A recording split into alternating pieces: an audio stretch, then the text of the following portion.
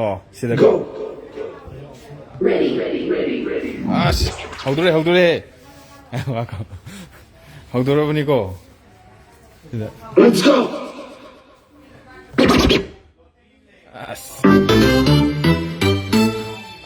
Ba. Go. See the practice in it. Wow. Mamang the uri basima KFC ni chicken mafai saya apa yen mafai saya apa adu mafam ni aduga uji uliba maikai sina singzamai side ki maikai ni aduga somna kana uliba maikai sina Imphal haitare bazarom thangbagi side ni adu mamang da koi thambu thong laigrani aduga Mahabali rom changhiba konung manglom changhibagi mafam layer ni lambi layer ni aduga masimak namiba masimak national highway kogi Imphal lagina more bau yoba Tri Asian highway hariba dumba highway duni yam phajaba yam this chawba dukan am leirame kogi loi phangba haitare mafam sida aduga sida light ka je pitrik tawdana yam leire aduga sida thelismak LANLEIMA mobile IT applications appliance haba ai je hek pabada hek lan bam hek tawri masimak semdong ngai ne aduga masip phangi je mobile gi punamak loi phange haitare aduga sigi hek manak sidan leirak sina kogi Moirangkhom sabgaizam leirak ka haina ba dumba Moirangkhom mi mafam madan leijai se sigi dukan manung sida changaga kari kamai tawriba kari ahung asaw lairiba hoji akogi lan su tawri irang su thoi Manipur da yamna nungai ta ba thodo wathok mayama thoi thodo wathok marak sida lan su tawsi aduga lawsu usi sarasu hengumsi haiba dumba matam maduni hujik laise aduna business mayam lairiba business tawriba dukan phami bisin naw mayam gisu hingde adabnina adumak phami aduga manung se changaga kari ahung asaw lairiba haibaduma mayam da yenghanjarake haina ngasi je live thajabani hek changgibaga sigi thongji mak satlona elaga hek changgibaga ing lawba environment am lairni mi mayam jina watam ngang na ba aduga AC ga tharaga yam ing lawbam phawri hek changpaga thongji hek changpaga aduga hek sang kan lei doise ye lom da lei doise counter ma lei ni kogi Samsung gi aitare hek mathang dana iPhone gi mu lei ni mathang lei ri si mayam si maman mayam loi ma hang mayam na khangbi nang mayam du loi ma maman mayam si lei ri ba kogi household item aitare adu speaker lei ri yung gi chakhum da sina ga da ba pochai mayam lei ri si mayam ji maman ji mayam na khangning ba mong da maman ji mathang hangaga loi hayan jarake mayam da mayamna khangna baidamakta haitare aduna phone gadi makhal yam leire sida moi dukan sida laga Paytm da paisa ga yaudраsu Paytm da dum short panatraga na paisa pibi yari paisa yaudраsu yari cash yaudраsu yani aduga sida laiba phone je makhal phaja ba aina paiba ngamda mayam leire ko aduga paining ba phone su mayam leire sigi maman mathum adai cam maman taba kayam kamai tauba offer na kya piriba aduga maman si kayam taba yadoino haibaduma mayam gi damakta ai hangjarake do customer lairi hoji pot laibi customer lairi aitare aduna customer se loire matung na maman hangjarake do iPhone 15 kwaida ga no iPhone 15 kwaida tang ma haitare akogi phone mayam ji da kwaida tang ba hoji tholak pada inau na adumba iPhone 15 titanium yawi ga hariba adumba titanium no sarak pani ga hariba ko adumba iPhone 15 ji hoji phangi swai sam lairi si iPhone 15 se hore ne ko acha si kai no sina adugina akoi si stand abodi khangda bina hangi gnu lemon normal oiba person na normal oiba mi mana hek khangning bodo si je aduna hybiro si iPhone 15 ko iPhone 15 se la ni taki ana wo launch udne ko machu je dum yem machu hantaki machu si mayam ko tong ala ni mo la iba machu se makhan mari la ko limited edition yellow gi bo gi yaw kani ko ado mo gi hantaki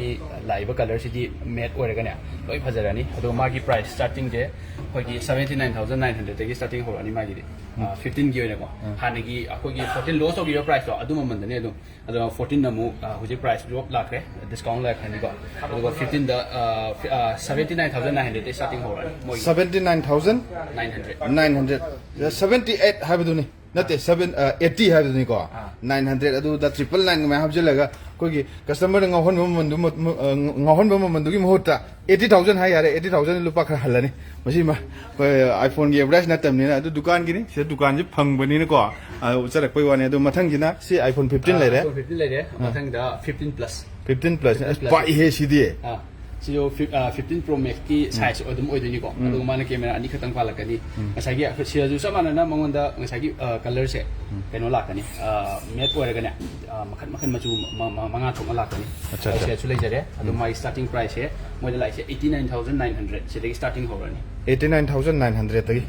mathang sum pakhalak pa sum pakhorak pai wari ni da adu mathang ina Pro Max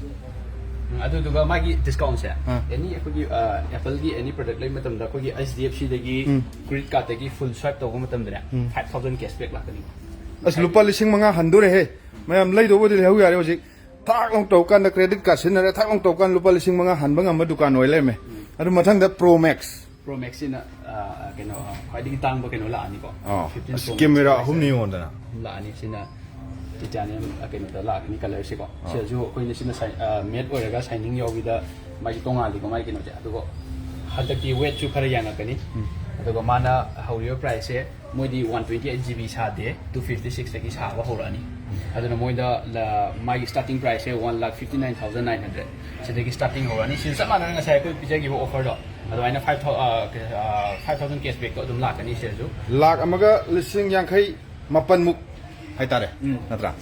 la am lising yang khai mapan mu tawda bu credit card sinaraga leibi batar ga de LANLEIMA da leibi tar ga de lupa lising manga di mari lupa lising mari di tha long ne account mo halak pai wari ni ado titanium ga hai riba adum bayam atang ma makhal gi napi ne no se camera home postare leiba ngam da ngare mayam leiga do de le hobo yare oje aduga next ne kaino next se akoi kaino da lakani mo chi gi iPad series ta ne ba ko se iPad series ki stand mo ji ko ki lak le ba ko kinri aduga hantaki Apple series se le magi su Apple 9 kaino series 9 gi watch to thamna bane ba ko si stand ja sida starting da price hori se si sa mana se dum si gi di stand le tam oh magi ghari do koi di watch ka haide koi Apple gi ghari do policing kunchama panga chamri an thara thambiri ado se ju cashback sidana 2500 lakh sidana lupa lising ani ga samga salam halak pido nga sagi salam halak pido ni si kaino si jina ko gi silent kenu gin magi silent mode ko acha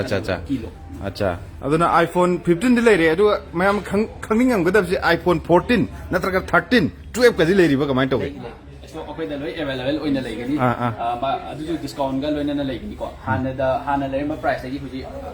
another akoi site gi discount pi gani masai discount oina lakse adu gi adu 11 gum 10 gum di leire maro ko liram ni na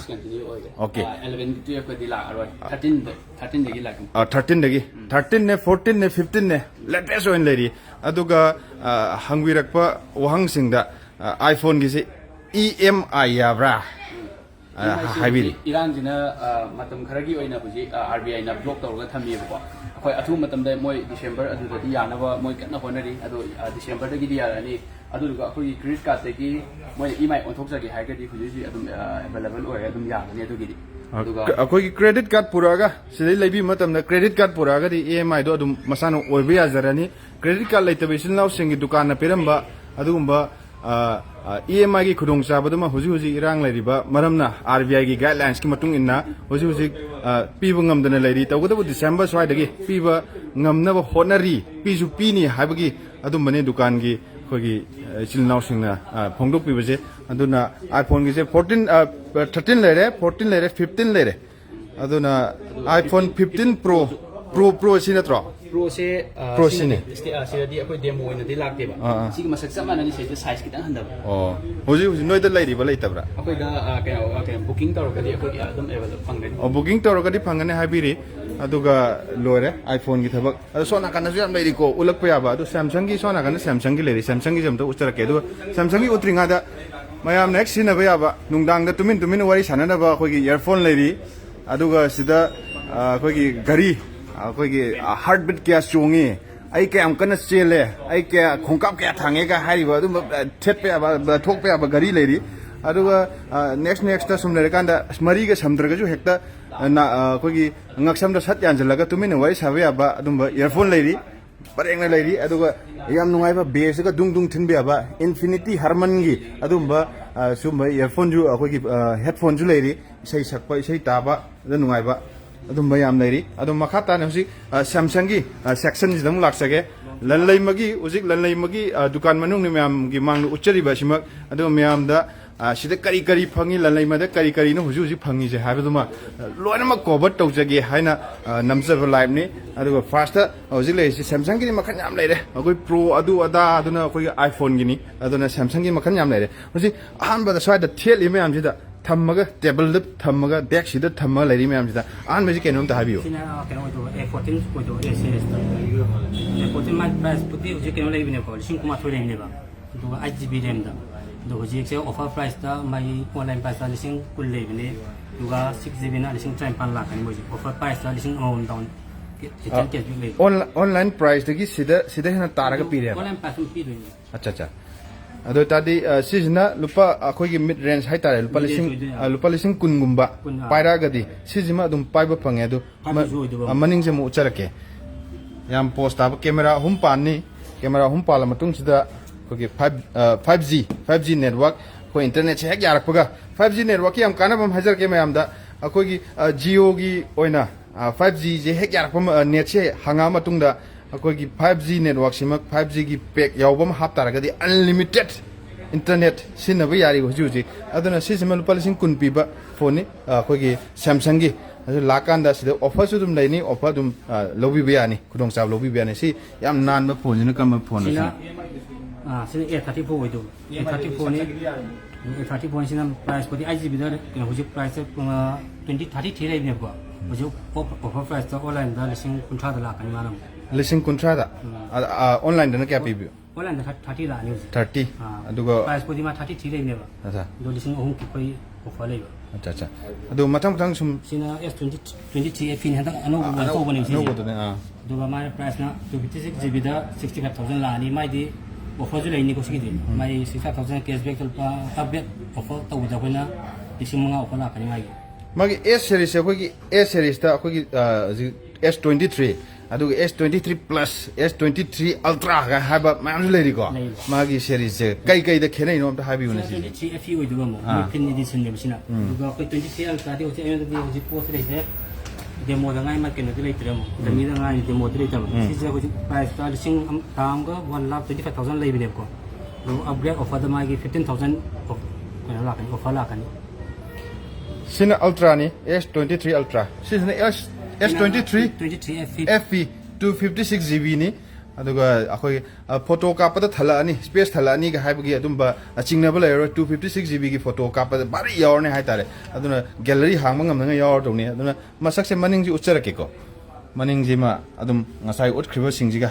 harap manari langchik langba maning oiri siji polycarbonate oidora glass oidora sina maning ga se glass oiraga langchik langna ko petrek kapna leire na sijimak adum lowi biya ni mayamna Samsung ni khulong chaw le Samsung gi Samsung kana su ya zai ko masai e mai tawba adui khulong chaw ju le ge Samsung gi dem khoi Samsung gi yamna nungai sina hojik sida la matung da iPhone gi leige oi EMI ya gadra hangbirak pa dumaina Samsung gi sila ga matung sida sida hek lak pa shol adum pu bi yare kari no changi jam tha biun sangi je EMI lo ka toy sai lo ti mi gi masai pan card sangani aadhar card sangani ko bank teng le phone number ATM sangi ma gi bank account number pan card ne aadhar card ne bank teng le ko le sa to phone number to bank ki account da register to phone number sangani ma gi ATM card sangani ATM card ka ATM card yam isam chamba yam simple oi ba kaino ni mayamna lakpi ba short pa lakpa loi pire hai tare moi dukan sida aduna changdo si pan card am pubirani saga sagi aduga aadhar card pubirani aadhar card lor matung sida bank ta link to ba bank ki account da link to ba phone number du ma paibira matung da adum direct adum phone ma ta sidai satlago dum pubi yare box with box kiloina na da mathang ji family ki wajah hai asiri camera mari pan ba phone normal hai camera mari pan ba A73 ga da mal sina keno do A23 5G oi do sim A23 5G gi phone ni sil lei ba phone ma'am hojik tholai ba Samsung gi phone ma'am 5G phone ngak tani 5G network panga matung da ꯍꯧꯖꯤꯛ 5G ꯒꯤ trial ꯄꯤꯕꯅꯤꯅ ꯐ꯭ꯔꯤꯗ ꯁꯤꯖꯤꯟꯅ ꯌꯥꯕ ꯇꯥꯏꯃꯤꯡꯅꯦ ꯑꯗꯨꯅ ꯍꯧꯖꯤꯛ ꯃꯇꯝꯁꯤꯒꯤ ꯃꯇꯨꯡ ꯏꯟꯅ 5G ꯌꯥꯎꯕ ꯐꯣꯟ ꯑꯃꯗꯤ ꯁꯨꯡꯁꯣꯏ ꯁꯣꯏꯗꯅ ꯄꯥꯏꯕ ꯗꯔꯀꯥꯔ ꯑꯣꯏꯔꯤ ꯁꯤꯁꯨ ꯑꯗꯨꯝ ꯐꯖꯩ ꯃꯁꯛꯁꯦ ꯃꯅꯤꯡꯒꯁꯦ ꯂꯪꯇ꯭ꯔꯤꯛ ꯂꯪꯉꯤ ꯃꯆꯨ ꯀꯂꯔ ꯀꯩ ꯂꯥꯛꯄꯅꯣ ꯀꯂꯔꯁꯦ ꯑꯍꯨꯝ ꯂꯥꯛꯑꯦ ꯃꯣꯏ ꯁꯤꯜꯚꯔꯅꯦ ꯕ꯭ꯂꯨꯅꯦ ꯑꯗꯨꯒ ꯑꯣꯔꯦꯟꯖꯅꯦ ꯀꯂꯔ ꯑꯍꯨꯝ ꯂꯥꯛꯀꯅꯤ ꯃꯣꯏ ꯃꯆꯨ ꯑꯍꯨꯝ ꯊꯣꯛꯅ ꯂꯩꯅꯤ ꯍꯥꯏꯕꯤꯔꯤ ꯑꯗꯨꯒ ꯑꯦꯛꯆꯦꯟꯖꯁꯤ ꯌꯥꯗꯕ ꯃꯥꯜꯂꯤꯀꯣ ꯑꯦꯛꯆꯦꯟꯖꯇꯤ ꯌꯥꯗꯦ ꯑꯗꯨꯅ ꯑꯣꯜ ꯐꯣꯟꯒ ꯁꯤꯗ ꯑꯦꯛꯆꯦꯟꯖ ꯇꯧꯕꯗꯨꯃ ꯌꯥꯗꯦ ꯑꯗꯨ ꯑꯣꯟꯂꯥꯏꯟꯗ ꯑꯗꯨꯝ ꯇꯧꯕꯤꯕ ꯌꯥꯏ ꯍꯧꯖꯤꯛ ꯑꯣꯟꯂꯥꯏꯟꯗ ꯑꯦꯛꯆꯦꯟꯖ ꯇꯧꯕꯒꯤ ꯈꯨꯗꯣꯡꯆꯥꯕ ꯄꯤꯔꯤꯕꯅꯦ ꯍꯥꯏꯅ ꯈꯨꯝꯖꯒꯦ ꯑꯗꯨꯒ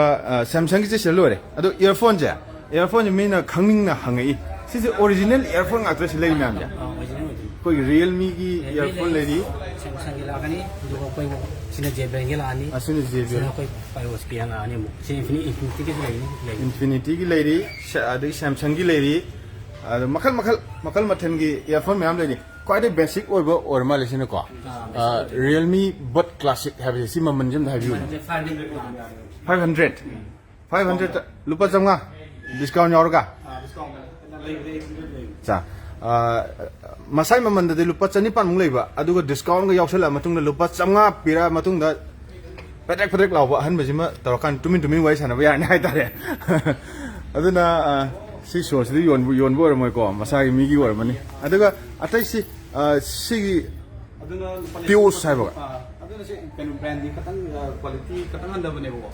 sina ba di ay adu moi 800 po yani sina sina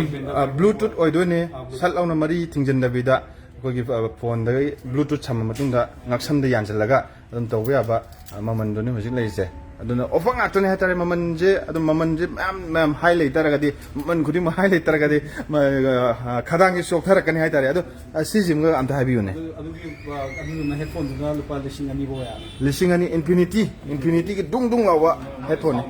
quality mo na kaya la mak si JBL ju leiri ko gina lupa lising mga rai bane adu discount do lupa lising ko bo la ma'am चथोक पिरक पे आए कोई थोक पे आए अदो staff में जो हम फ्रेंडली ओइ भाई तारे अदुना चथोक पिरका वरी वटाई सुंगै लेदर मक्तसु वरी वटाई साना पिरका चाम तो थंगमिनरगा दुकान दे हम वेलकम तो आए तारे चाम तो थंगमिनबा मैम चथोक पिरका सिगी अहोंग असाउ करी लेबि मैम सिमा येंगबि बि आए अदो स्पीकर सु याम लेरे को दुंग थिन बे आबा स्पीकर याम लेरे सिजु दुम साइदा हंगमब्रा अदो तादि okay marang marta phagi khara thiat pane adu okay sijna akoi mai ga ngan ba dung thin ba ya ba karaoke kenu yare bo karaoke yare isai sakbi yare 1000 watt way ne adu duga magi nunga na sai ko gi concert mo sin mo ya ta mai si sound mai dei to do mai gi way ne mai watt gam chok ni na mai gi la na sound tap check ti to jin mati ka to je di kenu way ne bo ado AC akoi gi AC phangba AC haibadi akoi gi yum gi mai do mai haina bu do mai phangda pham da di generator da gi chalabe arni generator achowam da gi aduna sijima yam post aba sound ne haitare speaker ne haitare maningi sijina interface leire ko magi gain leiri aduga channel je line in line out leiri USB thin bi ai aduga si aux thin bi ai adagi mic guitar ju khong bi ai kana to no isai di thara no isai thara no price dum ye no ado si sida yam nungai bi si to kai no to thin ge ai thin ba khot pe am pam ba mi ne masam ton thilakani yong ko thin re ne ngasai am thilam tai ne amu thalang thar mai kar akhoi si lanleima gi dukan manung ne lanleima haina Moirangkhom sogai jam lairak ta leiba adumba yam post aba dukan loi phangba dukan ne sound like a thala okay sijima adum lejer suno adu ya na sembira mo ko staff ngai jam friendly oi staff ngak tane mathang da JBL gi ngak tane sijima mathang Marcel gi ya matang ba speaker ne sijo si battery gi dum to be are party chatpa kanda picnic chatpa kanda sumbam pu ta di mayam na Toretto gi sina brand India gi brand da no lapne ade Philips gi sijo masane lupa lising tara gi sang ko lei ba ta wireless microphone no masai mo ni mo si mana lising tara da gi horaga tara di ho crowd ke se tara di hoga mo gi na 20 ba gi da range na ni mo du ga JBL gi ga na sina 30 lei bane MRP da ꯈ꯭ꯋꯥꯏꯗꯒꯤ ꯍꯣꯡꯕ ꯀꯔꯥꯎꯀꯤ ꯀꯔꯝꯕꯅꯣ ꯂꯨꯄꯥ ꯀꯌꯥ ꯄꯤ ꯍꯣꯡꯕꯁꯦ ꯂꯨꯄꯥ 9,000 ꯑꯩꯅ ꯁꯤꯒꯤꯁꯦ ꯑꯣꯏꯅ ꯁꯤ 10,000 ꯁꯤꯁꯨ 10,000 ꯑꯗꯨꯅ ꯑꯗꯩ ꯈ꯭ꯋꯥꯏꯗꯒꯤ ꯇꯥꯡꯕ ꯑꯃꯒ ꯌꯦꯡꯖꯒꯦ ꯈ꯭ꯋꯥꯏꯗꯒꯤ ꯇꯥꯡꯕ ꯀ꯭ꯔꯣꯀꯤꯒꯤꯁꯦ ꯍꯥꯏꯗꯤ ꯃꯤꯗ ꯔꯦꯟꯖ ꯑꯃ ꯌꯦꯡꯉꯦ ꯁꯤꯅ ꯖꯦꯕꯦꯜꯒꯤ ꯀꯩꯅꯣ ꯂꯣꯏ 310 네ꯕ ꯑꯁꯤꯁꯦ 310 ꯑꯁꯤꯗ 48,000 ꯂꯩꯕꯅꯦꯕ ꯑꯗꯨꯝ ꯗꯤꯁꯀꯥꯎꯟꯗꯣ ꯍꯧꯖꯤꯛ ꯑꯣꯟꯂꯥꯏꯟꯗ ꯂꯩꯕ ꯄ꯭ꯔꯥꯏꯁ ꯑꯗꯨꯝ 40ꯒ 2 ꯂꯩꯒꯅꯤ ꯑꯗꯨꯝ 42ꯗ ꯑꯗꯨꯝ ꯂꯧꯕ ꯌꯥꯅꯤꯕ ꯑꯣꯟꯂꯥꯏꯟꯗꯒꯤ ꯆꯦꯜꯂꯒ ꯂꯥꯛꯏ ꯂꯥꯛꯇꯦ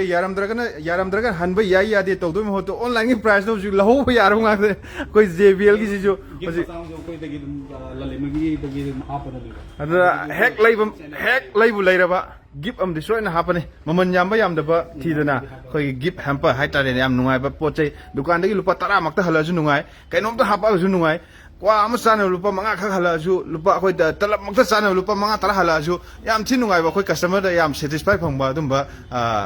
ꯐꯪꯕ ꯃꯤꯀꯨꯞꯇꯣ ꯑꯗꯨꯝ ꯑꯣꯏꯔꯅꯤ ꯂꯂꯩꯃꯗꯩꯕꯨ ꯂꯩꯔꯗꯤ ꯑꯗꯨꯅ ꯁꯤꯁꯤꯃ ꯀꯔꯥꯎꯀꯤ ꯁꯦꯛꯁꯟ ꯂꯩꯔꯦ ꯑꯗꯨꯒ ꯁꯤ ꯃꯊꯪ ꯂꯥꯛꯏꯁꯦ ꯆꯥꯛ ꯊꯣꯡꯕꯒꯤ ꯑꯋꯥꯕ ꯂꯩꯕꯤꯕ꯭ꯔꯣ ꯃꯌꯥꯝꯅ ꯑꯗꯨꯅ ꯌꯦꯡꯕꯤꯔꯤꯕ ꯃꯌꯥꯝꯅ ꯆꯥꯛ ꯊꯣꯡꯕꯒꯤ ꯑꯋꯥꯕ ꯂꯩꯕꯤꯔꯒꯗꯤ ꯔꯥꯏꯁ ꯀꯨꯀꯔꯁꯨ ꯐꯪꯉꯦ ꯍꯧꯖꯤꯛ ꯁꯠ ꯂꯥꯎꯅ ꯃꯩ ꯊꯛ ꯊꯤꯡꯖꯤꯜꯂꯒ ꯆꯥꯛ ꯃꯨꯟꯕꯗꯣ ꯃꯅꯨꯡꯗ ꯀꯩꯅꯣ ꯆꯦꯡ ꯈꯔ ꯍꯥꯞꯆꯤꯟꯈ꯭ꯔꯅꯤ ꯑꯗꯨꯒ ꯑꯂꯨ ꯅꯨꯡ ꯍꯥꯞꯈ꯭ꯔ ꯃꯇꯨꯡꯗ ꯁꯠ ꯃꯨꯟꯕ ꯌꯥꯕ ꯃꯤꯅꯤꯠ 30ꯗ ꯆꯥꯛ ꯃꯨꯜꯂꯅꯤ ꯆꯥꯛ ꯊꯣꯡꯕ ꯌꯥꯔꯅꯤ ꯆꯥꯛ ꯑꯗꯨꯝ ꯆꯥꯕ ꯌꯥꯔꯅꯤ ꯑꯗꯨꯝꯕ ꯃꯤꯀꯨꯞꯇꯣ ꯔꯥꯏꯁ ꯀꯨꯀꯔꯅ ꯐꯪꯍꯟꯒꯅꯤ ꯑꯗꯨꯅ ꯁꯤ ꯂꯩꯁꯦ ꯀꯤꯆꯟ ꯑꯥꯏꯇꯦꯝ ꯍꯥꯏꯇꯥꯔꯦ ꯀꯤꯆꯟꯗ ꯁꯤꯖꯤꯟꯅꯕ ꯌꯥꯕ ꯑꯩꯈꯣꯏꯒꯤ ꯁꯤꯁꯤꯅ ꯃꯔꯨ ꯃꯔꯥꯡ ꯇꯛꯅꯕ ꯑꯗꯒꯤ ꯍꯩ ꯃꯍꯤ ꯁꯨꯡꯅꯕ ꯌꯨꯝꯗ ꯍꯦꯛꯇ ꯆꯝꯄ꯭ꯔꯥ ꯑꯃ ꯈꯥꯏꯗꯣꯛꯑꯒ ꯀꯣꯝꯂꯥ ꯑꯃ ꯈꯥꯏꯗꯣꯛꯑꯒ ꯍꯩ ꯃꯍꯤ ꯖꯔ ꯍꯦꯛꯇ ꯊꯛꯄ ꯌꯥꯕ ꯐ꯭ꯔꯦꯁ ꯑꯣꯏꯅ ꯊꯛꯄ ꯌꯥꯕ ꯑꯗꯨꯝꯕ ꯑꯗꯒꯤ ꯁꯤꯁꯤꯅ ꯀꯩꯅꯣ ꯐ꯭ꯔꯤꯖ ꯁꯤꯅ ꯀꯩ ꯀꯣꯐꯤꯒꯁꯨ ꯑꯗꯨꯝ ꯁꯤ ꯍꯧꯖꯤꯛ ꯃꯌꯥꯝꯅ ꯀꯣꯐꯤ ꯁꯨꯡꯅꯤꯡꯉꯤ ꯀꯣꯐꯤ ꯄꯤꯊꯛꯅꯤꯡꯉꯤ ꯍꯥꯏꯇꯥꯔꯒꯗꯤ ꯁꯤꯗꯒꯤ ꯑꯗꯨꯝ ꯂꯧꯕ ꯌꯥꯔꯅꯤ ꯍꯧꯖꯤꯛꯁꯦ ꯗꯨꯀꯥꯟ ꯃꯆꯥ ꯑꯃ ꯑꯩꯈꯣꯏ ꯂꯩꯔꯛ ꯈꯨꯜꯂꯛꯇ ꯍꯥꯏꯇꯥꯔꯦꯅꯦ ꯑꯩꯈꯣꯏꯒꯤ ꯑꯗꯨꯝꯕ ꯂꯩꯔꯛ ꯈꯨꯜꯂꯛꯇ ꯑꯩꯈꯣꯏꯒꯤ ꯂꯥꯞ ꯂꯩꯕ ꯃꯐꯝꯗ ACꯗꯒꯤ ꯊꯠ ꯂꯥꯎꯅ ꯑꯩꯈꯣꯏ ꯃꯩꯗꯩ ꯊꯤꯜꯂ ꯃꯇꯨꯡꯗ ꯆꯥ ꯇꯥꯔꯛꯑꯅꯤ ꯁꯤꯗ ꯁꯠ ꯇꯧꯔꯒ ꯆꯥ ꯗꯤꯁꯄꯣ ꯇꯧꯔ ꯇꯥꯕꯤꯗꯣ ꯑꯗꯨ ꯈ꯭ꯋꯥꯏꯗꯒꯤ ꯍꯣꯡꯕ ꯁꯤ ꯂꯨꯄꯥ ꯀꯌꯥ ꯄꯤꯒꯦ ꯇꯨꯂꯦꯟꯁꯤꯗ ꯈ꯭ꯋꯥꯏ ꯍꯣꯡꯒꯅꯤ ꯁꯤꯅ 20ꯒ 2 ꯂꯨꯄꯥ 12,000 ꯗꯨꯀꯥꯟ ꯐꯝꯃꯀꯥꯟꯗ ꯀꯣꯐꯤ ꯊꯝꯕ ꯌꯥꯔꯅꯤ ꯑꯗꯨꯒ ꯈ꯭ꯋꯥꯏꯗꯒꯤ ꯇꯥꯡꯕꯅ ꯀꯔꯝꯕꯅꯣ ꯈ꯭ꯋꯥꯏꯗꯒꯤ ꯇꯥꯡꯕꯁꯦ ꯑꯩꯉꯣꯟꯗ ꯍꯧꯖꯤꯛ ꯑꯩ ꯂꯩꯒꯤꯁꯨ ꯂꯩꯕꯅꯦꯕ 40 ꯄꯤ ꯇꯥꯕ ꯑꯃ ꯑꯗꯨꯗꯨꯅ ꯃꯁꯛꯇꯤ ꯁꯨꯝ ꯃꯥꯟꯅꯔꯅꯤꯕꯀꯣ ꯃꯥꯏ ꯅꯣꯖꯜꯗꯨꯗ ꯁꯤꯗ 9 ꯂꯩꯕ ꯃꯆꯤꯟꯗꯣ ꯑꯗꯨꯗꯨꯅ ꯑꯩꯅ ꯁꯦꯝꯅꯤꯡꯕ ꯃꯥꯒꯤ ꯍꯥꯞꯄꯤꯕ ꯀꯩꯅꯣ ꯄꯥꯎꯗꯔꯁꯤꯡꯗꯣ ꯀꯄꯨꯆꯤꯅꯣ ꯅꯨꯡꯁꯤꯅꯣ ꯃꯣꯏꯒꯤ ꯑꯩꯈꯣꯏꯒꯤ ꯀꯣꯐꯤꯒꯤ ꯇꯣꯉꯥꯟꯕ ꯃꯈꯜꯒꯤ ꯀꯦꯐꯦ ꯂꯥꯇꯦꯒ ꯂꯩꯕꯗꯣ ꯑꯃꯦꯔꯤꯀꯥꯅꯣ ꯀꯥꯏꯅ ꯂꯩꯕꯗꯣ ꯑꯗꯨꯝꯕ ꯃꯌꯥꯝꯗꯣ ꯂꯣꯏꯅꯃꯛ ꯁꯦꯝꯕ ꯌꯥꯕ ꯃꯦꯆꯤꯟꯁꯨ ꯂꯩꯔꯤ ꯍꯥꯏꯔꯤ ꯈ꯭ꯋꯥꯏꯗꯒꯤ ꯍꯣꯡꯕꯗ ꯂꯨꯄꯥ 10,000 ꯈ꯭ꯋꯥꯏ ꯇꯥꯡꯕ ꯂꯨꯄꯥ 90,000 something 90 ꯑꯗꯥꯏꯐꯥꯎꯗ ꯑꯗꯨꯝ ꯌꯨꯝꯗ ꯐꯝꯕ ꯗꯨꯀꯥꯟꯁꯤꯡ ꯂꯩꯔꯛ ꯈꯨꯜꯂꯛꯇ ꯐꯝꯕ ꯗꯨꯀꯥꯟꯁꯤꯡ ꯑꯗꯨꯒ ꯑꯦꯅꯤ ꯑꯦꯔꯤꯌꯥ ꯑꯃꯗ ꯐꯝꯕ ꯗꯨꯀꯥꯟꯁꯤꯡꯗ ꯀꯣꯐꯤꯒꯤ ꯍꯧꯖꯤꯛꯇꯤ ꯀꯣꯐꯤ ꯊꯛꯄꯒꯤ ꯀꯜꯆꯔꯁꯦ ꯃꯌꯥꯝ ꯂꯩꯔꯛꯏꯕ ꯑꯩꯈꯣꯏ ꯃꯅꯤꯄꯨꯔꯗ ꯆꯠꯅꯔꯛꯏꯕ ꯑꯗꯨꯝꯕ ꯃꯈꯜ ꯑꯃ ꯑꯣꯏꯔꯤꯕꯅꯤ ꯑꯗꯨꯗꯨꯅ ꯀꯣꯐꯤ ꯊꯝꯅꯤꯡꯉꯁꯨ ꯂꯟꯂꯩꯃꯗ ꯂꯥꯛꯄꯤꯔꯒ ꯍꯦꯛꯇ ꯁꯤꯒꯤ ꯃꯦꯆꯤꯟ ꯃꯌꯥꯝꯁꯦ ꯂꯩꯕꯤꯔꯒ ꯏꯁꯤꯡ ꯊꯛ ꯍꯥꯞꯆꯤꯜꯂꯒ ꯀꯣꯐꯤ ꯈꯔ ꯍꯥꯞꯆꯤꯜꯂꯒ ꯑꯗꯨꯝ ꯇꯥꯔꯛꯑꯅꯤ ꯀꯣꯐꯤ ꯑꯗꯨꯝ ꯌꯣꯟꯕ ꯌꯥꯔꯅꯤ ꯀꯣꯐꯤ ꯑꯃꯗ ꯂꯨꯄꯥ 10 ꯑꯗꯨ ꯅꯣꯡꯃꯗ ꯀꯣꯐꯤ 100 ꯌꯣꯜꯂꯗꯤ ꯂꯨꯄꯥ ꯀꯌꯥ ꯇꯥꯔꯦ ꯑꯪꯀꯗꯤ ꯈꯪꯗꯦ ꯃꯌꯥꯝꯅ ꯍꯣꯠꯄꯤꯔꯣ ꯀꯝꯕ ꯁꯤꯖꯦ ꯁꯤ ꯏꯁꯇ꯭ꯔꯤꯔꯣ ꯁꯤꯗꯤ ꯏꯃꯥ ꯄꯣꯛꯀꯤ ꯎꯗ꯭ꯔꯤꯍꯦ ꯑꯣ ꯑꯠꯆꯥ ꯅꯝꯗꯕꯤꯗ ꯑꯗꯨꯝ ꯑꯩꯈꯣꯏ ꯖꯔ ꯇꯧ ꯇꯛꯄꯤꯗꯣ ꯑꯁ ꯁꯤꯗꯤ ꯌꯥꯝ ꯀꯥꯟꯅꯕ ꯑꯣꯏꯔ ꯃꯥꯜꯂꯦ ꯁꯤ ꯏꯃꯥ ꯄꯣꯛꯀꯤ ꯎꯗ꯭ꯔꯤ ꯉꯁꯤꯅ ꯑꯍꯥꯟꯕꯅꯦ ꯑꯩꯅ ꯇꯥꯏꯁꯦ ꯑꯗꯣ ꯁꯤꯒꯤ ꯃꯃꯜꯗꯤ ꯀꯃꯥꯏꯅ ꯇꯧꯕ ꯃꯃꯜꯁꯦ 9,000 ꯂꯩꯕꯅꯦꯕ ꯁꯤꯗꯒꯤ 9,000ꯁꯦ ꯑꯩꯈꯣꯏꯒꯤ ꯂꯂꯩꯃꯒꯤ ꯗꯤꯁꯀꯥꯎꯟ ꯑꯃꯨꯛ ꯇꯣꯉꯥꯟꯅ ꯑꯃꯨꯛ ꯂꯥꯛꯀꯅꯤ 9,000 ꯂꯩꯔꯦ ꯑꯗꯨꯒ ꯍꯥꯕꯦꯜꯁꯀꯤ ꯑꯗꯨꯝꯕ ꯏꯟꯗꯤꯌꯥꯒꯤ ꯑꯣꯏꯕ ꯄ꯭ꯔꯗꯛꯅꯦ ꯍꯥꯏꯇꯥꯔꯦ ꯑꯗꯨ ꯃꯣꯔꯦꯗꯒꯤ ꯂꯥꯛꯄ ꯄ꯭ꯔꯗꯛ ꯅꯠꯇꯦ ꯑꯗꯣ ꯁꯤꯁꯤꯃ ꯑꯗꯨꯝ ꯐꯤ ꯌꯥꯜꯂ ꯊꯝꯕ ꯐꯤꯗꯣ ꯑꯃꯨꯛ ꯏꯁꯇꯤ ꯇꯛꯄ ꯌꯥꯔꯦ ꯁꯤ ꯑꯃꯨꯛꯇꯕꯨ ꯎꯗ꯭ꯔꯤ ꯌꯦꯡꯅꯤꯡꯕꯅꯦ ꯇꯧꯔꯒ ꯑꯗꯣ ꯐꯤ ꯌꯣꯟꯕ ꯗꯨꯀꯥꯟ ꯑꯣꯏꯔꯝꯗ꯭ꯔꯦ ꯂꯥꯁꯇ ꯑꯣꯀꯦ ꯁꯤꯒꯤ ꯔꯥꯏꯁ ꯀꯨꯀꯔꯁꯨ ꯂꯩꯔꯦ ꯁꯤ ꯀꯤꯂꯣ ꯀꯌꯥꯒꯤꯅꯣ ꯁꯤꯕꯣ ꯁꯤꯅ ꯀꯩꯅꯣ ꯑꯣꯏꯅ 1.8 ꯑꯣꯏꯕ ꯂꯤꯇꯔ ꯍꯥꯏꯕꯅꯤ ꯑꯩꯈꯣꯏꯒꯤ 1.8ꯁꯦ ꯂꯤꯇꯔ ꯀꯩꯅꯣ ꯂꯤꯇꯔ 5ꯒꯤ ꯑꯣꯏꯗꯣꯏꯕ ꯂꯤꯇꯔ 5ꯒꯤ ꯃꯤ 5ꯐꯥꯎꯗꯤ ꯃꯤ 3ꯐꯥꯎꯗꯤ ꯑꯗꯨꯝ ꯌꯥꯕ ꯃꯥꯜꯂꯦ ꯂꯨꯄꯥ ꯀꯌꯥ ꯁꯤꯒꯤꯁꯤꯅ ꯁꯤꯒꯤ ꯃꯣꯗꯦꯜꯁꯤ ꯑꯣꯏꯅꯗꯤ ꯂꯨꯄꯥ 5,000 ꯂꯩꯌꯦꯕꯀꯣ ꯗꯤꯁꯀꯥꯎꯟꯗ ꯂꯨꯄꯥ 3,000ꯒ ꯈꯔ ꯂꯥꯛꯑꯅꯤ ꯂꯨꯄꯥ 3,000ꯒ ꯈꯔꯗ ꯂꯥꯛꯑꯅꯤ 3,000ꯒ ꯈꯔꯗ ꯍꯦꯛꯇ ꯂꯧꯕ ꯌꯥꯔꯦ ꯁꯤꯅ ꯍꯦꯕꯜꯁꯀꯤ ꯑꯣꯏꯕꯅꯦ ꯑꯗꯨꯒ ꯕ꯭ꯔꯥꯟ ꯑꯇꯣꯞꯄ ꯑꯍꯣꯡꯕꯗꯨꯁꯨ ꯔꯥꯏꯁ ꯀꯨꯀꯔ ꯂꯩꯌꯦꯕꯀꯣ ꯑꯗꯨꯁꯨ ꯃꯊꯛꯇ ꯑꯗꯨꯅ ꯄꯨꯂꯞ ꯑꯃꯨꯛ ꯌꯦꯡꯍꯟꯃꯤꯟꯅꯔ ꯂꯣꯏꯔꯦ ꯑꯗꯨꯒ ꯃꯈꯜ ꯁꯤ ꯍꯧꯖꯤꯛ ꯏꯟꯖꯥꯡ ꯊꯣꯡꯕꯒꯤ ꯃꯅꯨꯡꯗ ꯂꯣꯏ ꯎꯕꯤ ꯏꯟꯖꯥꯡ ꯊꯣꯡꯕꯤꯗꯣ ꯑꯩꯈꯣꯏꯒꯤ ꯌꯨꯇ꯭ꯌꯨꯕꯇꯒ ꯑꯩꯈꯣꯏ ꯐꯦꯁꯕꯨꯛꯇꯒ ꯚꯤꯗꯤꯑꯣ ꯌꯥꯝ ꯎꯕꯤ ꯁ꯭ꯋꯥꯏꯗ ꯀꯩ ꯀꯩꯅꯣ ꯀꯣꯕꯤꯒ ꯉꯧꯕ ꯑꯩꯈꯣꯏ ꯌꯦꯟꯒ ꯉꯧꯕꯗ ꯌꯥꯝ ꯐꯖꯕꯗꯣ ꯁꯤꯁꯤꯃ ꯑꯗꯨꯝ ꯂꯩꯔꯅꯤ ꯁꯤꯁꯨ ꯂꯨꯄꯥ ꯌꯥꯝ ꯍꯣꯡꯅ ꯑꯗꯨꯝ ꯐꯪꯉꯝꯃꯅꯤ ꯍꯥꯏꯇꯥꯔꯦ ꯑꯗꯨꯒ ꯁꯤꯁꯤꯅ ꯀꯩꯅꯣ ꯁꯤꯅ ꯀꯩꯅꯣ ꯁꯦꯟꯗꯋꯤꯆ ꯃꯦꯀꯔ ꯍꯥꯏꯗꯣ ꯑꯣ ꯑꯩꯈꯣꯏꯒꯤ ꯕ꯭ꯔꯦꯗ ꯍꯥꯏꯇꯥꯔꯦꯅꯦ ꯗꯕꯜ ꯔꯨꯇꯤ ꯍꯥꯏꯕꯗꯣ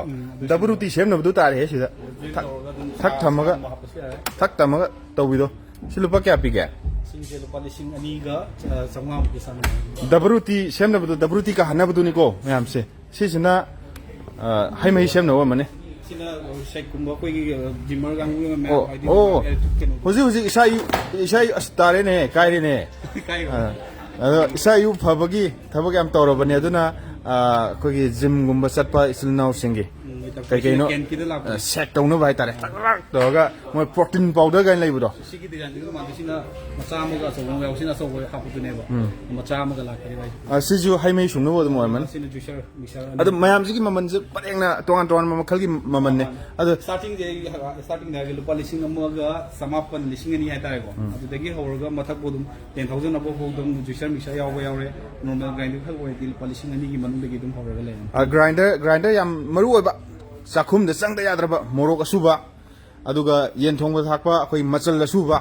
ꯑꯗꯨꯒ ꯑꯦꯅꯤ ꯇꯛꯈꯥꯏꯕ ꯈꯣꯠꯀꯥꯏꯕ ꯑꯗꯒꯤ ꯀꯔꯤ ꯕꯅꯥꯅꯥ ꯁꯦꯛ ꯑꯗꯨꯝꯕ ꯇꯧꯕ ꯌꯥꯕꯒꯤ ꯃꯑꯣꯡꯗ ꯂꯩ ꯂꯨꯄꯥ 2,000 ꯁ꯭ꯋꯥꯏꯗꯩ ꯍꯧꯔꯦ ꯄꯤꯖꯟꯒꯤꯀꯣ ꯁꯤꯁꯤꯅ ꯂꯨꯄꯥ 2,000 ꯁ꯭ꯋꯥꯏꯗꯩ ꯍꯧꯔꯒ ꯃꯈꯜ ꯃꯊꯦꯜ ꯂꯩꯈ꯭ꯔꯦ ꯑꯗꯨꯒ ꯁꯤꯁꯤꯅ ꯍꯧꯖꯤꯛꯇꯤ ꯔꯦꯂꯦꯚꯦꯟ ꯑꯣꯏꯗ꯭ꯔꯦ ꯔꯤꯂꯦꯚꯦꯟ ꯑꯣꯏꯔꯤꯅꯦ ꯁꯤ ꯍꯧꯖꯤꯛ ꯏꯪꯊꯝꯊꯥꯗ ꯁꯤ ꯌꯥꯎꯗ꯭ꯔꯗꯤ ꯌꯥꯄꯣꯠꯇ꯭ꯔꯦꯅꯦ ꯃꯩꯗꯤ ꯀꯌꯥꯝ ꯆꯥꯕꯅꯣ ꯁꯤꯕꯣ ꯑꯣ ꯁꯦ ꯌꯥꯝ ꯀꯩꯁꯨ ꯌꯥꯝ ꯆꯥꯗꯕ ꯁꯤꯁꯤꯅ ꯀꯩꯒꯤꯅꯣꯗ ꯇ꯭ꯌꯨꯕꯀꯤ ꯑꯣꯏꯔꯛꯄꯁꯤꯗ ꯃꯩ ꯌꯥꯝ ꯆꯥꯗꯕ ꯍꯥꯟꯅꯒꯤ ꯀꯣꯏꯜꯒꯤ ꯑꯣꯏꯕ ꯇꯔꯥꯅ ꯌꯦꯜꯂ ꯇꯧꯕꯗꯨꯗꯤ ꯌꯥꯝꯅ ꯆꯥꯗꯣꯏꯅꯦ ꯁꯤꯁꯤꯅ ꯀꯥꯝꯕꯤꯗꯣ ꯑꯩꯈꯣꯏꯒꯤ ꯃꯈꯥꯗ ꯇꯦꯕꯜꯗꯒ ꯁꯨꯝꯕ ꯑꯃ ꯊꯝꯈꯤ ꯇꯥꯔꯗꯤ ꯎꯏꯕꯗ ꯌꯥꯝ ꯅꯨꯡꯉꯥꯏꯕ ꯂꯥꯏꯔꯤꯛ ꯄꯥꯔꯁꯨ ꯎꯏꯕ ꯌꯥꯝ ꯅꯨꯡꯉꯥꯏꯕ ꯑꯗꯨꯒ ꯇꯤꯚꯤ ꯌꯦꯡꯉꯁꯨ ꯎꯏꯕꯗ ꯌꯥꯝ ꯅꯨꯡꯉꯥꯏꯕ ꯑꯗꯨꯝꯕ ꯃꯈꯜꯒꯤꯅꯤ ꯁꯤꯁꯤꯅ ꯁꯤ ꯂꯩꯔꯦ ꯁꯤꯁꯨ ꯃꯃꯟꯗꯣ ꯃꯃꯜ ꯂꯨꯄꯥ 1,100 ꯈ꯭ꯋꯥꯏꯗꯩ ꯍꯣꯡꯕꯗ 1,100ꯗꯒꯤꯅ ꯈ꯭ꯋꯥꯏ ꯇꯥꯡꯕ ꯀꯌꯥꯅꯣ ꯈ꯭ꯋꯥꯏ ꯇꯥꯡꯕꯁꯦ ꯂꯨꯄा 1,000 ꯍꯤꯇꯔꯒꯤ ꯑꯣꯏꯅꯗꯤ ꯂꯨꯄꯥ 19,000 19,000 ꯐꯥꯎꯇ 19,000ꯒꯤꯁꯨ ꯎꯍꯟꯕꯤꯔꯤꯀꯣ 19,000ꯒꯤꯗꯨ ꯎꯍꯜꯂꯛꯈꯤꯒꯦ ꯁꯤꯅ 950 ꯐꯥꯎ ꯑꯗꯨꯝ ꯌꯥꯔꯦ ꯁꯤꯗꯤ ꯏꯆꯝ ꯆꯝꯕꯅꯤ ꯁꯤꯅ ꯀꯣꯏꯜꯅꯤ ꯑꯗꯨꯅ 950 ꯐꯥꯎ ꯑꯗꯨꯝ ꯌꯥꯔꯅꯤ 500 ꯋꯥꯠ ꯀꯨꯝꯕ ꯑꯃꯗꯧ ꯃꯥꯜꯂꯦ ꯑꯗꯣ ꯁꯤꯁꯨ ꯅꯨꯡꯁꯤꯠ ꯀꯥꯝꯕꯤꯅꯤ ꯖꯔ ꯀꯥꯝꯃꯛꯄꯤ ꯃꯨꯟꯕꯤꯗꯣ ꯇꯤꯚꯤꯒ ꯌꯦꯡꯕ ꯀꯥꯟꯗ ꯃꯨꯟꯗꯣꯏꯅꯤ ꯃꯌꯥꯝ ꯑꯗꯨꯅ ꯁꯤꯗ ꯍꯤꯇꯔꯒꯤ ꯃꯊꯦꯜ ꯃꯌꯥꯝ ꯂꯩꯔꯦ ꯃꯈꯜ ꯃꯌꯥꯝ ꯑꯃ ꯑꯗꯨꯝ ꯀꯣꯏꯊꯣꯛꯄꯤꯔꯛꯑꯒ ꯑꯗꯨꯝ ꯌꯥꯔꯅꯤ ꯁꯤ ꯊꯥꯡ ꯂꯩꯔꯦꯅꯦ ꯕꯤꯁꯥꯜ ꯆꯠꯇ꯭ꯔꯁꯨ ꯌꯥꯔꯦ ꯊꯥꯡ ꯃꯈꯜ ꯁꯠ ꯁꯣꯏꯕ ꯌꯥꯕ ꯑꯩꯈꯣꯏꯒꯤ ꯇꯤꯜꯍꯧꯒ ꯁꯣꯏꯕ ꯀꯥꯟꯗ ꯁꯠ ꯀꯨꯞꯄ ꯌꯥꯕ ꯑꯩꯈꯣꯏꯒꯤ ꯌꯥꯝ ꯊꯤꯅ ꯍꯥꯏꯇꯥꯔꯦ ꯁꯦꯞꯀ ꯍꯥꯏꯒꯗ꯭ꯔꯥ ꯑꯗꯨꯝꯕ ꯃꯤꯅ ꯁꯤꯖꯤꯟꯅꯕ ꯑꯗꯒꯤ ꯁꯤ ꯈꯥꯕꯩ ꯌꯥꯝ ꯐꯪꯉꯦ ꯀꯤꯆꯟꯒꯤ ꯁꯤꯖꯤꯟꯅꯕ ꯌꯥꯕ ꯁꯤꯁꯤꯅ ꯀꯩꯅꯣ ꯑꯣ ꯊꯥꯡ ꯐꯦꯡꯅꯕꯗꯣ ꯌꯥꯝ ꯊꯤ ꯗꯔꯀꯥꯔ ꯂꯩꯕ ꯄꯣꯠꯅꯤꯀꯣ ꯌꯨꯝ ꯑꯃꯗ ꯌꯥꯝ ꯊꯤ ꯗꯔꯀꯥꯔ ꯂꯩꯕ ꯄꯣꯠꯅꯤ ꯊꯥꯡ ꯐꯦꯡꯅꯕ ꯁꯠ ꯇꯧꯔꯀꯥꯟꯗ ꯃꯁꯥ ꯃꯇꯣꯟꯗ ꯐꯦꯡꯖꯕꯗꯨꯅꯤ ꯂꯨꯄꯥ 100 ꯈꯛꯇꯪ ꯄꯤꯔꯒ ꯑꯗꯨꯝ ꯁꯠ ꯂꯧ ꯂꯩ ꯌꯥꯔꯦ ꯑꯃꯥꯖꯣꯟꯗ ꯌꯦꯡꯀꯥꯟꯗꯁꯨ ꯂꯨꯄా 100 300 100 ꯑꯗꯨꯝ ꯄꯤꯕꯅꯦ ꯑꯗꯨꯅ ꯑꯣꯟꯂꯥꯏꯟꯗ ꯂꯩꯕꯁꯤꯅ ꯌꯥꯔꯝꯗ꯭ꯔꯦ ꯍꯟꯕ ꯌꯥꯗꯦ ꯑꯗꯩ ꯑꯣꯟꯅ ꯇꯩꯅ ꯂꯥꯛꯑꯀꯥꯟꯗ ꯑꯃꯨꯛ ꯂꯣꯟꯂꯤ ꯉꯥꯡꯅꯕꯗ ꯃꯊꯥ ꯁꯥꯕ ꯑꯗꯨꯝꯕ ꯃꯈꯜꯒꯤ ꯄ꯭ꯔꯣꯒ꯭ꯔꯥꯝꯅꯤ ꯑꯗꯨ ꯃꯊꯪ ꯁꯤꯁꯤꯅ ꯀꯩꯅꯣꯁꯤꯅ ꯁꯤꯗꯤ ꯕꯣꯛꯁꯅꯤꯅꯦꯍꯦ ꯎꯄꯨ ꯃꯥꯜꯂꯨꯔꯦ ꯊꯥꯎ ꯌꯥꯎꯗꯕꯤꯗ ꯁꯤꯗ ꯌꯦꯟ ꯑꯃ ꯊꯝꯖꯜꯂꯦ ꯈꯜꯂꯁꯤꯅꯦ ꯃꯀꯨ ꯈꯣꯛꯄ ꯌꯦꯟ ꯑꯃ ꯊꯝꯃꯦ ꯈꯜꯂꯁꯤ ꯃꯨꯜꯂ ꯊꯣꯛꯂꯛꯑꯅꯦꯕ ꯃꯅꯤꯟꯒ ꯐꯣꯡ ꯀꯥꯔꯒ ꯊꯛ ꯂꯥꯎ ꯁꯦꯠꯂ ꯆꯥ ꯌꯥꯕꯤ ꯑꯗꯨꯒ ꯁꯤꯅ ꯒ꯭ꯔꯤꯜꯁꯨ ꯌꯥꯎꯖꯕꯒꯤꯅ ꯃꯥꯏ ꯈꯔ ꯌꯥꯎꯖꯕꯁꯤꯅ ꯅꯣꯔꯃꯦꯜ ꯑꯣꯏꯕ ꯐꯤलिꯞꯁꯀꯤ ꯂꯩꯔꯦ ꯃꯣꯏ ꯃꯈꯜ ꯍꯦꯚꯦꯜꯁꯀꯤ ꯂꯩꯔꯅꯤ ꯐꯤलिꯞꯁꯀꯤ ꯂꯩꯔꯅꯤ ꯀꯦꯟꯀꯤ ꯂꯩꯔꯅꯤ ꯑꯗꯨꯒ ꯑꯗꯩ ꯈ꯭ꯋꯥꯏꯗꯒꯤ ꯍꯣꯡꯕꯗ ꯂꯨꯄꯥ ꯀꯌꯥ ꯄꯤꯒꯦ ꯈ꯭ꯋꯥꯏ ꯍꯣꯡꯕꯗ ꯂꯨꯄꯥ 5,000ꯃꯨꯛꯀꯤ ꯆꯥꯡ 5,000 ꯈ꯭ꯋꯥꯏ ꯇꯥꯡꯕꯅ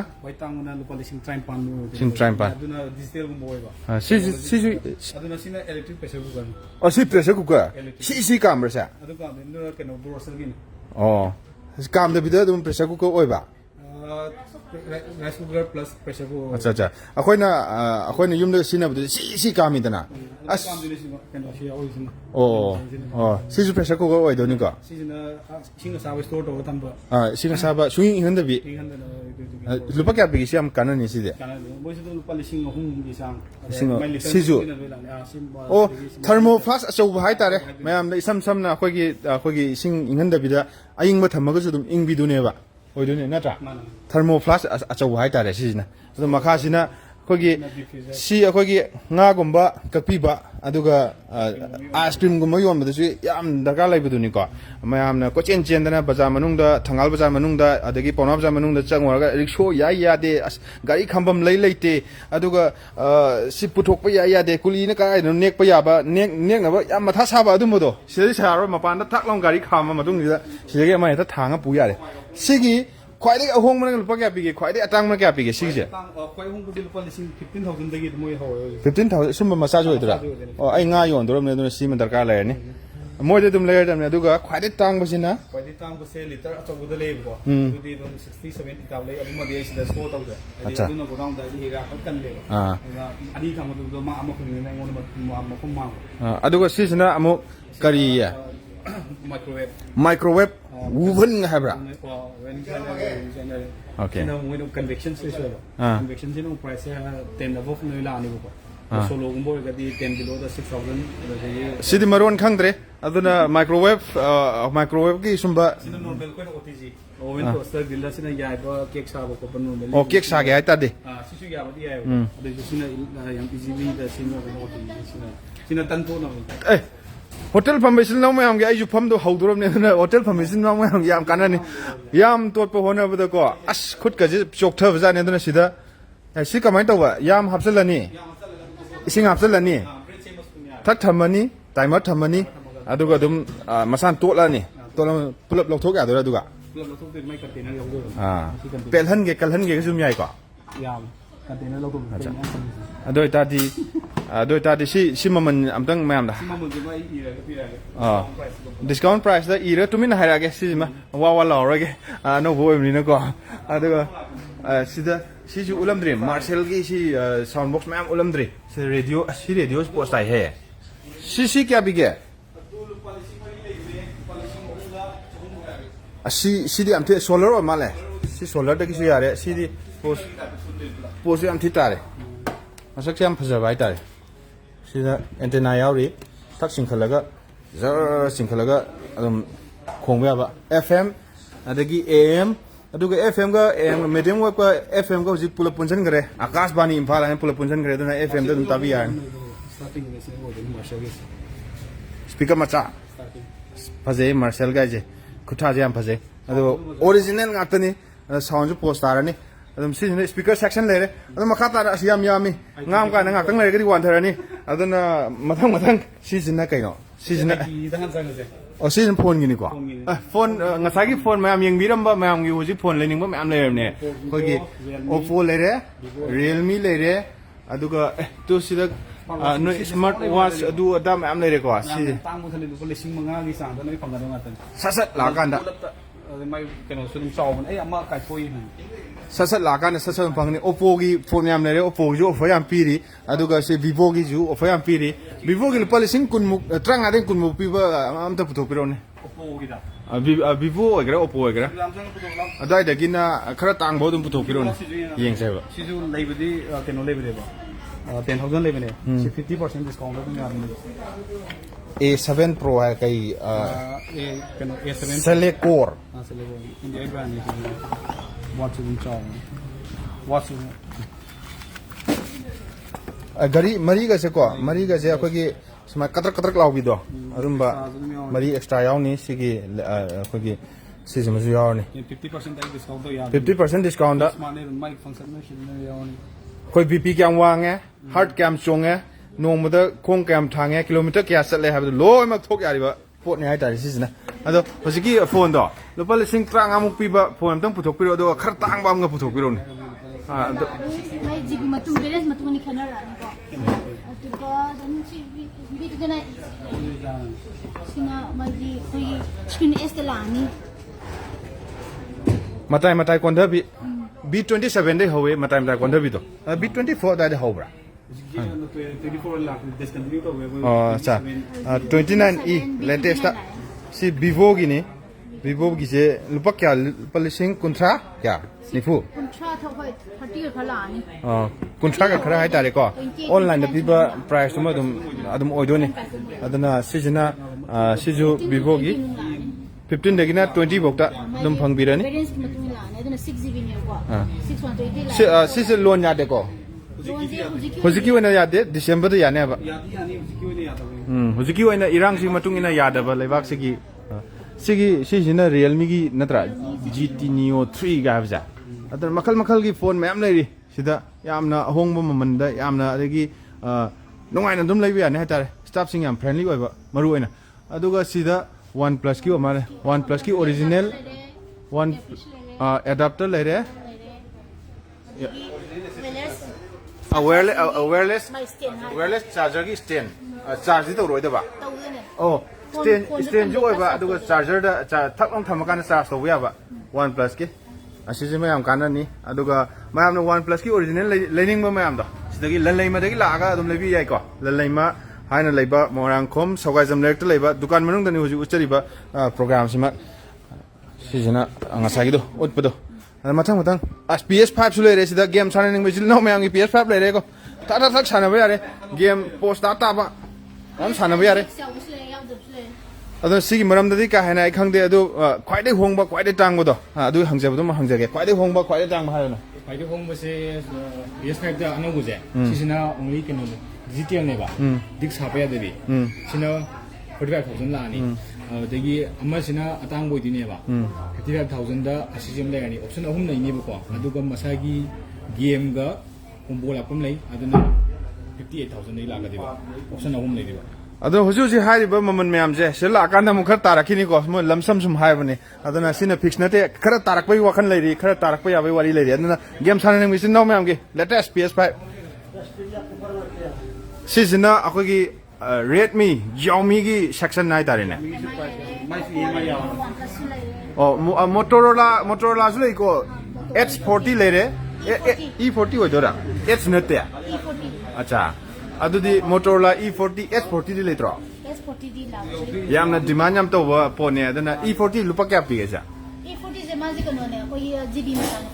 ꯑꯣ ꯑꯗꯨ 5G ꯌꯥꯎꯏꯀꯣ ꯅꯣꯔꯃꯦꯜ ꯂꯩꯕ ꯑꯠꯆꯥ ꯑꯗꯨꯗꯤ ꯁꯤ ꯃꯌꯥꯝꯁꯤꯗꯤ Pro Plus ꯁꯤ 5G ꯂꯣꯏ ꯌꯥꯎꯔꯝꯃꯅꯤ ꯑꯗꯨꯗꯤ 5G ꯌꯥꯎꯕ ꯐꯣꯟ ꯑꯗꯨꯒ ꯁꯤ MIꯒꯤ ꯄꯋꯥꯔ ꯕꯦꯡꯛꯁꯨꯀꯣ ꯑꯣꯔꯤꯖꯤꯅꯦꯜ ꯂꯩꯔꯤ ꯑꯣꯟꯂꯥꯏꯟ ꯄ꯭ꯔꯥꯏꯁꯇꯤ ꯈꯔ ꯑꯗꯨꯝ ꯇꯥꯅꯤ ꯍꯥꯏꯔꯤ ꯑꯗꯨꯅ ꯁ꯭ꯄꯤꯀꯔꯁꯨ ꯂꯩꯔꯤ ꯁꯤ ꯃꯌꯥꯝꯁꯤ ꯍꯧꯖꯤꯛ ꯃꯌꯥꯝ ꯌꯦꯡꯕꯤꯌꯣ ꯁꯤ ꯑꯄꯥꯝꯕ ꯌꯥꯎꯔꯒꯗꯤ ꯑꯗꯨꯝ ꯌꯥꯔꯦ ꯀꯦꯃꯦꯔꯥ ꯌꯨꯝꯗ ꯍꯨꯔꯥꯟꯕ ꯆꯪꯗꯅꯕꯒꯤꯗꯃꯛꯇ ꯈꯤꯟꯕ ꯀꯥꯗ ꯈꯤꯜꯂꯝꯃꯒ ꯀꯅꯥ ꯆꯠꯊꯣꯛꯏ ꯀꯅꯥ ꯂꯥꯛꯏ ꯀꯅꯥꯅ ꯌꯨꯝꯗ ꯀꯥꯔꯟ ꯇꯥꯏ ꯀꯅꯥꯅ ꯇꯥꯗꯦ ꯍꯥꯏꯕꯗꯨ ꯌꯦꯡ ꯌꯥꯔꯕ ꯑꯗꯨꯝꯕ ꯀꯦꯃꯦꯔꯥꯅꯦ ꯍꯥꯏꯇꯥꯔꯦ ꯁꯠꯂꯣꯝ ꯈꯤꯟꯈ꯭ꯔꯀꯥꯟꯗ ꯃꯁꯥ ꯃꯇꯣꯟꯗ ꯎꯔꯨꯒ ꯂꯩꯖꯕ ꯂꯨꯄꯥ 3,000ꯒ ꯈꯔ ꯄꯤꯒꯨꯝ ꯇꯧ ꯇꯥꯏꯅꯦ ꯁꯤꯁꯦ MRPꯒꯤ 4,500 ꯂꯩ ꯑꯗꯣ ꯗꯤꯁꯀꯥꯎꯟꯗ 3,000 3,200 ꯑꯗꯨꯅ ꯌꯥꯝ ꯍꯣꯡꯅ ꯑꯗꯨꯝ ꯂꯩꯕ ꯌꯥꯔꯦ ꯁꯤꯁꯤꯃ ꯀꯦꯃꯦꯔꯥꯁꯦ ꯌꯥꯝ ꯗꯔꯀꯥꯔ ꯑꯣꯏ ꯌꯨꯝꯗ ꯍꯧꯖꯤꯛꯇꯤ ꯀꯦꯃꯦꯔꯥ ꯄꯥꯟꯗ꯭ꯔꯒꯗꯤ ꯄ꯭ꯔꯨꯐꯁꯦ ꯄꯨꯊꯣꯛꯅꯤꯡꯉꯥꯏ ꯂꯩꯇꯕ ꯑꯩꯉꯣꯟꯗ ꯐꯨꯖꯜꯂꯝꯃꯦ ꯈꯜꯂꯣ ꯑꯩꯉꯣꯟꯗ ꯆꯤꯡꯊꯣꯔꯛꯑꯦ ꯈꯜꯂꯣ ꯑꯩꯉꯣꯟꯗ ꯀꯩ ꯍꯥꯏꯔꯝꯃꯦ ꯈꯜꯂꯣ ꯑꯗꯨꯅ ꯀꯦꯃꯦꯔꯥ ꯄꯥꯟꯕ ꯌꯥꯝ ꯗꯔꯀꯥꯔ ꯂꯩ ꯑꯗꯨꯅ ꯀꯦꯃꯦꯔꯥ ꯂꯩꯒꯦ ꯍꯥꯏꯇꯥꯔꯁꯨ Xiaomiꯒꯤ ꯀꯦꯃꯦꯔꯥ ꯂꯩꯒꯦ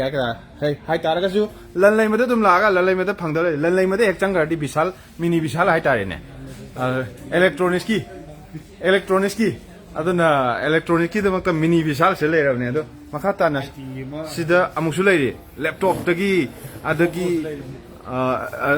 ꯔꯥꯎꯇꯔꯗꯒꯤ ꯍꯧꯖꯤꯛ ꯔꯥꯎꯇꯔ ꯌꯥꯝꯅ ꯍꯪꯕ ꯃꯌꯥꯝꯅ ꯍꯧꯖꯤꯛ ꯔꯥꯎꯇꯔ ꯑꯩꯈꯣꯏꯒꯤ ꯏꯟꯇꯔꯅꯦꯠ ꯀꯃꯥꯏꯅ ꯄꯨꯁꯟꯗꯣꯏꯅꯣ ꯏꯟꯇꯔꯅꯦꯠ ꯀꯃꯥꯏꯅ ꯁꯟꯗꯣꯛꯇꯣꯏꯅꯣ ꯇꯧꯕ TP-Link ꯌꯥꯝ ꯂꯩꯔꯤꯀꯣ ꯗꯤꯁꯀꯥꯎꯟꯗ ꯑꯗꯨꯝ ꯂꯩꯔꯛꯑꯅꯤ ꯁꯤ ꯄꯣꯠꯁꯤꯃ ꯑꯗꯨꯒ ꯈ꯭ꯋꯥꯏꯗꯒꯤ ꯑꯩꯈꯣꯏ ꯕ꯭ꯂꯣꯒꯔꯁꯤꯡ ꯑꯗꯨꯒ ꯑꯩꯈꯣꯏꯒꯤ ꯌꯨꯇ꯭ꯌꯨꯕꯔꯁꯤꯡꯒꯤ ꯌꯥꯝꯅ ꯃꯔꯨ ꯑꯣꯏꯕ ꯈꯨꯠꯂꯥꯏ ꯑꯃ ꯑꯣꯏꯔꯤꯕ GoProꯁꯨ ꯁꯤꯗ ꯑꯗꯨꯝ ꯐꯪꯒꯅꯤ ꯑꯣꯔꯤꯖꯤꯅꯦल ꯑꯣꯏꯅ ꯑꯩꯈꯣꯏꯒꯤ USA ꯁꯤꯐꯥꯎ ꯂꯥꯛꯄꯗ ꯀꯌꯥꯝ ꯆꯪꯉꯝꯃꯅꯤ GoPro 9ꯗꯒꯤꯅ 12 ꯐꯥꯎ ꯂꯩꯔꯤ ꯂꯦꯇꯦꯁꯁꯦ 12 ꯂꯥ ꯂꯦꯇꯦꯁꯁꯦ 12 ꯅꯦ ꯃꯟꯖꯨ ꯑꯇꯩ ꯍꯥꯏꯔꯣ ꯑꯣꯀꯦ ꯁꯤꯁꯤꯅ ꯃꯃꯜꯁꯦ ꯑꯣꯡꯂꯤ 45,000 ꯂꯥꯛꯇꯣꯏꯅꯦꯕ ꯑꯅꯧꯕ ꯑꯁꯤꯒꯤ 12 ꯂꯥꯛꯄꯁꯦ ꯃꯦꯃꯣꯔꯤ ꯀꯥꯔꯗ ꯍꯥꯞꯄ꯭ꯔꯣ ꯃꯦꯃꯣꯔꯤ ꯀꯥꯔꯗꯇꯤ ꯌꯥꯎꯖꯔꯔꯣꯏ ꯑꯦꯛꯁꯇ꯭ꯔꯥ ꯑꯣꯏꯗꯣꯏꯅꯦꯕ ꯑꯦꯛꯁꯇ꯭ꯔꯥ ꯑꯣꯏꯅ ꯂꯩꯅꯦꯕ ꯁꯤꯒꯤ 10ꯁꯤꯅ ꯕꯟꯗꯜ ꯂꯥꯛꯇꯣꯏ ꯃꯥꯒꯤ ꯁ꯭ꯇꯦꯟ ꯋꯤꯠ ꯕꯦꯇ꯭ꯔꯤ 2ꯒ ꯌꯥꯎꯔꯒ ꯕꯦꯇ꯭ꯔꯤ 2ꯒ ꯌꯥꯎꯔꯅꯤ ꯁ꯭ꯇꯦꯟ ꯌꯥꯎꯖꯔꯅꯤ ꯑꯗꯨꯒ ꯁꯨꯃꯥꯏꯅ ꯁꯦꯠ ꯑꯣꯏꯅ ꯂꯥꯛꯄ ꯁꯤꯅ ꯑꯃꯨꯛ ꯃꯃꯜꯁꯦ 9ꯁꯤꯅ खर होंगमनी 10 खर मुक तांगामनी 11 सु लेको 9 10 11 12 लोले aduna mamanche lupa lising manga tara ki chang khena bai tare sijima blogger sing yam kanani aduga si TP link gi sa mayam na su internet samai khangni ngam ne ba sigi TP link gi matang sa hayo ne kama tau do no ai usi internet ama leire khala se ba ai gi thangna bada internet ama pi rage ba masida kari no darkar lai jam thai ro se darkar lai se akoina LAN cable tingaga tawbe abam lei aduga LAN cable tingdabida wifi na wireless ta tawbagi khare am sadon bai tare ne ko sijina masane ba ko penalty phangni dual band windu de ba si dual band ni 5G si yani 4G si yani ba sina wiring dabi apani extend tawge hai taragadi Wi-Fi se aina mangon da thamba Wi-Fi se maning da phamdre hai taragadi sijima thamakanda maning maya yene khalukha hai tare ne ko sumang thelong ga hai bado ko gi adu mayam do loi phangani sijima thambira matungda adana siji yam leire si wiring hai taragadi sigi sumbasila ani ba ko sumbaje maman je khwai dagi hong badagi khwai dai tang bo hai ro ne khwai dai hong bana hajikina dual band da lai se 2500 te houraga 3370 ya aduga laptop se makal mathen gi laptop mayam leire high speed leire Dell leire aduga Samsung leire Acer leire matang makal mayam leire laptop se aduna i5 i3 adagi i9 i10 gaina samaina leiba mayam duda khwai dagi hong bada laptop ta kai condition kamai lei am ta habiyo ne khwai di hong bada leiba laptop se hajiki oina Intel series tire hairagadi kogi Intel gi lakani ba N4020 lakani 30000 sadi horolen phangani ba ko lupa lising kuntra de hoba sadi horolen phangani aduga Ryzen series tasu dagi AMD A6 series de horaga lupa lising manga sidagi horaga lising kun manga dagi aduda RAM kya haptuno RAM je 4GB lakani plus aduga magi storage na 256GB SSD da SSD da ayang high speed ki ko gi adum storage ni SSD ha baje dana laptop thagat paka da yamna ngaina dana khona dana taw du taw adu Windows 11 lakadra Windows eno boloina haziki na di latest ani 11 lo yawra ni ba 11 ju zeni noidini aduga plus eno lakini office free europe ni ba office 21 free oje che chang namna ba khona ba Excel suna ba adu mayam dani ko office hai tar gadi ka mayam na khangna ba sumai sum hayo ba darkar le aduna hojik lupa lising kun manga adai de hauraga kun manga kun tra adai de hauraga SSD yaw ba aduga RAM 4GB adai de hauraga kwai dagi high end oibna kai le am dai high end oibna hajik le se Samsung ne Acer le ni ba Acer di ROG ROG da Flow series ni ma se Ryzen 9 yorokani Ryzen 9 da 5000 series oigi ni bisi ja aduga graphic card ta GTX yaure aduga sije kano oidune ba sa long 360 ungchan biya bi oidune ba sijina high end oirani sisimaga sije 120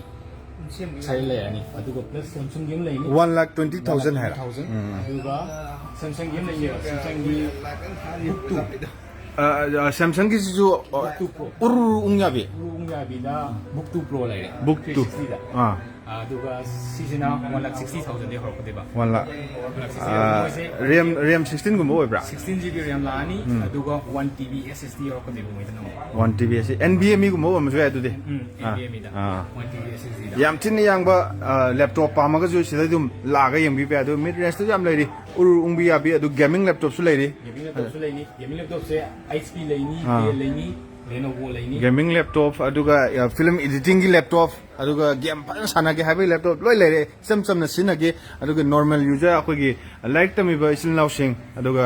master tami ba graduation tami ba assignment yam pirak pa timing du matha yam sa ba timing du karam ba laptop sin ra ga yani yaroi ga haiba adum ba yamna decision lobu kana yam nuai ta ba factor adum ba matam du lakanda isil now sig ta na view aduga laptop mayam sig ama khalaga kwai da best ama mana hairakani haira matung du da adum lobi ba kana yam post ana adum pai ba ne hai tare adu asida akogi world cup matam de amna projector kai phangi aina ko thi thine bu to sidam phangani hai tare si jo projector gi world cup matam da asidi Samsung ge asidi post bu tare sidi kano laser light beam male aduna World Cup matamda darkar am laiba lamjaw sorokta screen khalaga kapagi phone dagi dum type tabun thaba ya phone dai tha yare projector da kwai hongba kwai tangba PS5 na sai live pixel si sana ya ro tang sana bo se ya ro ai setup to yare da ado yare game yaw to wo ngasagi maku khumjala laiba do adugi masak ne si jena PS5 game sana bai du ni ko ma Wi-Fi power backup laibro amta hangbi wa rin Wi-Fi power backup okay no do khangi ma aise yamna huji darkar laiba phone ma simjo aduna UPS to ne Wi-Fi gi mai mula kana mutana bai do adum huji laitri hari Yorani hafta ani humsida hafta ama manung yorani hare laptop te EMI yabra na kana hang e-buy je hauji kyo endi atai company de amta yadri ko laptop branding de hauji yari se Samsung company kap yani EMI tawwa Samsung company de su variety loin phangni laptop se mayam ni Samsung je hana later bani na khadi seasonal khad ya tawe ko kina ba tawe adi tar su problem kem lai roi laptop ta dum speed ya kani battery kha kani display no ya kani Samsung ni adu yarakta kan ri kamai sem ne yarakta kan di servicing je khoisi mathak ta leire Samsung ni yam kanar ni ko mayam gi damak ta sei lo wo tar di servicing ju sigi hek mathak ta sigi dukan je mathak ta servicing Samsung gi wana leiri aduna yam kanar ni masi mafam je lewa to EMI lo wi gi hai tar ka ju sigi la ga Samsung da di dum lo yar ne adugo Dell HP mayam leiba si atop brand da di hai tar sima hujik yadri khar leira kan hai Samsung di lo yar mathakta akoi printer su yam leiri che chang print tawna bai damakta khogi basic oiba printer su leiri aduga se laser printer leiri aduga photo kamna ba printer leiri makal mathen ma'am leiri hinda phangdab leitara ta aduga se graphic card su leiri ko 2060 ne se leije aduga RTX series oi mathang hina headphone post tab leiri aduga keyboard leige su sim la lag yare keyboard se mechanical keyboard leibro mechanical keyboard lai adu asigi kibi has am phajai ba si je masak se sai je hang tok sine post abne nupi na pa ka asigi keyboard ai ka no uram ba ne keyboard sem ni yang min na siko seo colorful oi ba am ti colorful oi ba to tak nam ya ba sai to dana sida LANLEIMA ka nam ka yam shop oi si je aduga sina mouse keyboard combo in lakpa KB Pro hai mai maming je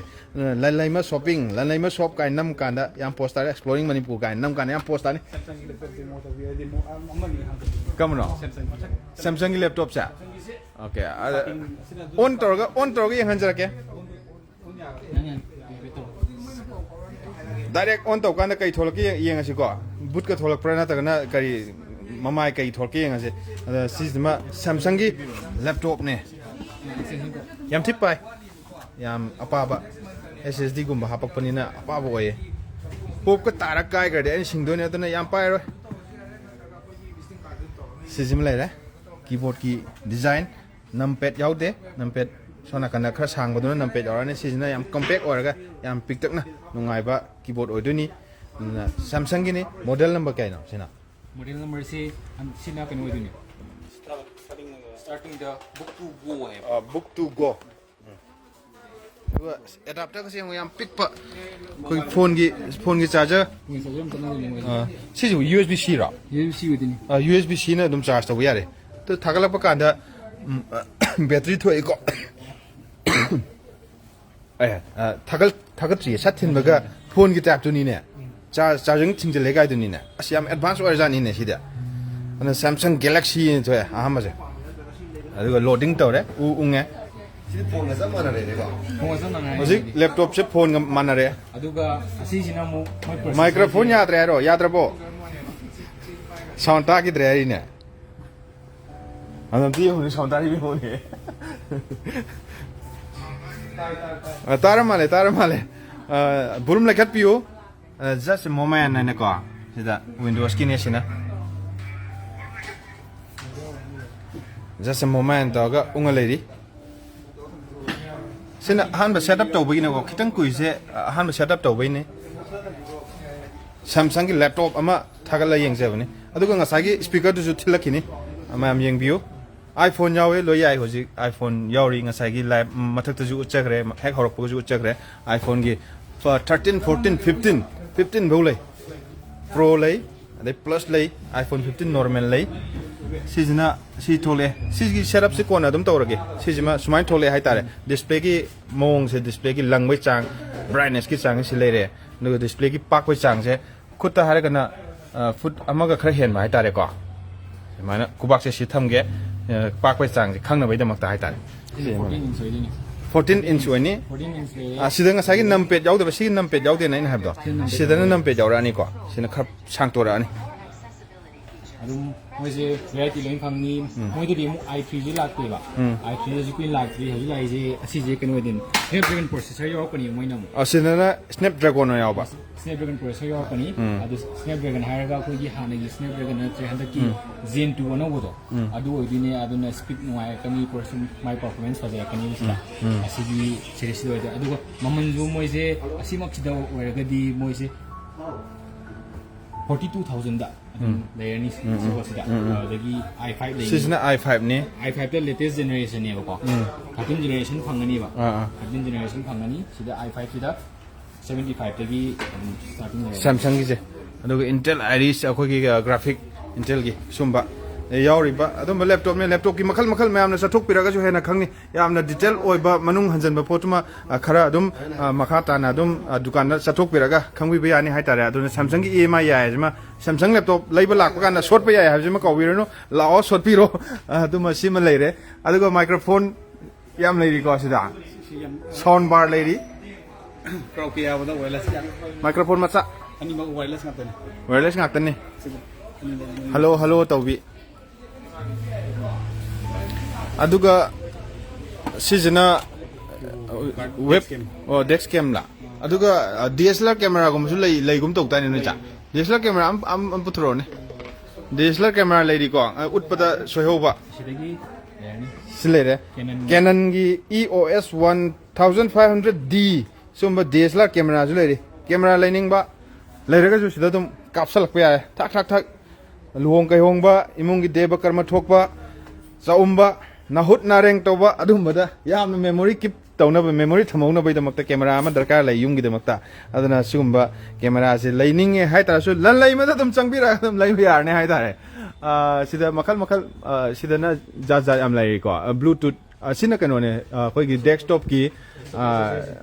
bluetooth yaudaba pot da bluetooth yaudaba desktop ta bluetooth hon ge bluetooth ja ge da ba laptop ta bluetooth hon ge ta sim hapani sisna NVMe gi M.22280 SATA 3 ga hai 6 Gbps sumba ju yaw phangani sedum adana online de leitraga ju CyberX ki phangai hai tare aduga portable oiba hard disk file transfer ki damakta portable hard disk external hard disk su phangani aduna sina akhoi laptop se anu bolak pakanda hanagi RJ45 thinbe yada bodo USB-C type tagi extender hai tare ne adu loima extend taw yarni si hap matungda adu makhata yam leiri makhata na si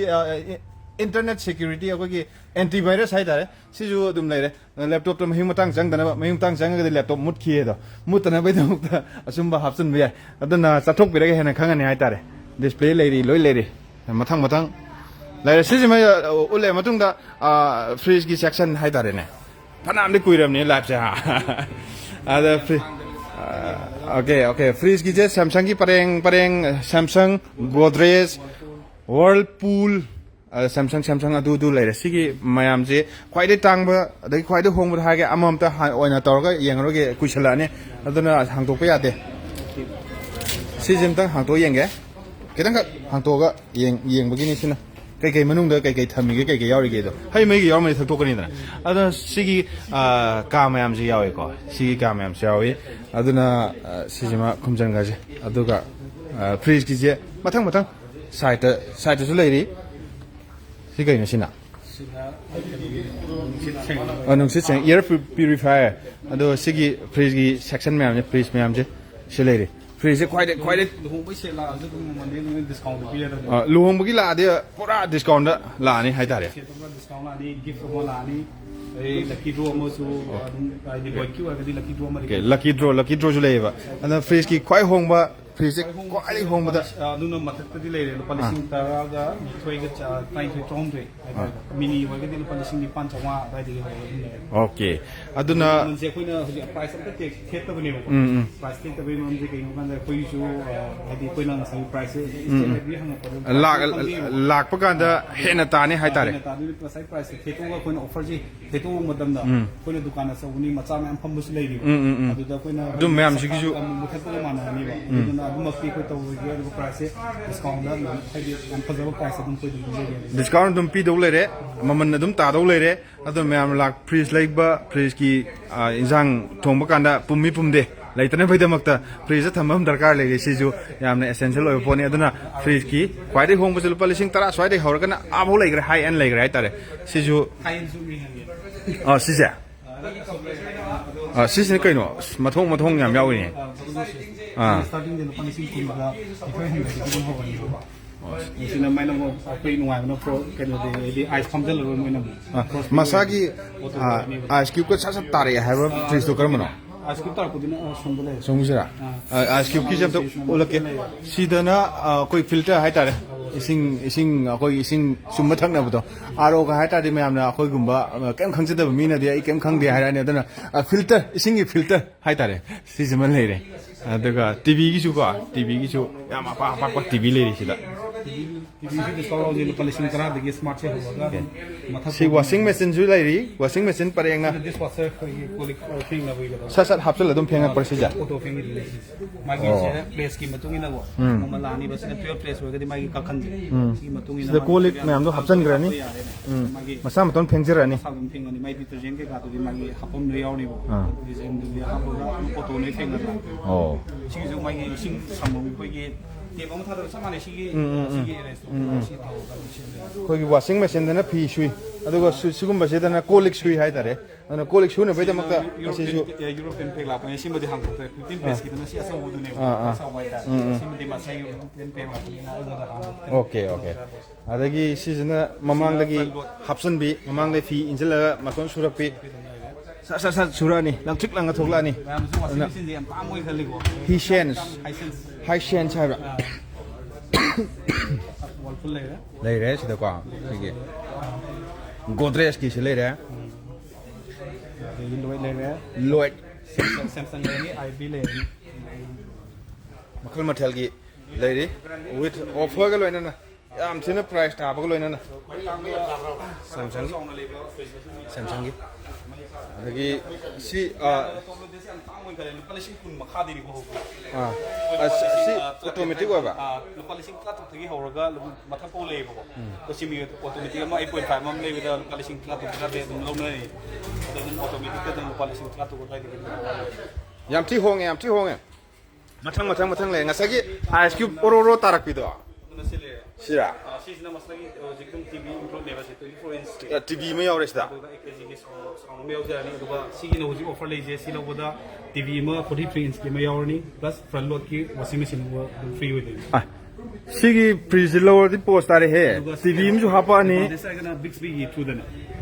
ina ini mo form ma dagi operator we ba sigi ai sida yaw ri ba product kya oh akoi phone dagi no operator we big speed phone dagi ai sungamo yumda ai hoji party im tawdore ai sungamo adum sungjara tamne ai master hai si pochna sigi khatane atai dim te kogi iron almira iron godrej to adugum chamane side ka hanga post are siji leiba kan si leiri am tongjare TV hape adagi kai TV ne washing machine oh washing machine amane TV ne hape sigi freeze leiri siji masu di phajare si yohomgi sapsare handak mai di kyam chagi sibo mai di ke sapsare ko digital button noi oire